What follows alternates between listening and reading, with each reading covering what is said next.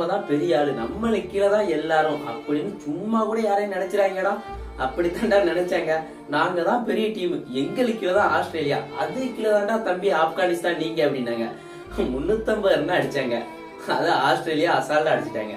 320 run அடிச்சாங்க, அது ஆப்கானிஸ்தான் அசால்ட்டா அடிச்சுட்டாங்க. நம்ம இவங்க எத்தனை ரன் அடிச்சாலுமே இவங்க அடிச்சு விடுவாங்க உங்களுக்கு. ஏன்னா நாங்க தான் பெரிய டீமு, அங்கதான் பெருசு, எங்களுக்கு தாண்டா கப்புன்னு எவனும் நினைச்சீங்கன்னு வச்சுக்கோங்களேன், கப்பும் கிடையாது சப்புன்னு தான் அடி விடும் உங்களுக்கு. ஏன்னா அப்படித்தான் இருக்கு. அந்த ஸ்குவாட்ல யாருன்னா எவன்ட்ட ஃபர்ஸ்ட் டிராபி எப்போ ஆரம்பிச்சதோ அப்ப எவன்ட்ட கேட்டாலும் அப்படியே ஆஸ்திரேலியாவும் இங்கிலாந்து தாண்டா வரும்.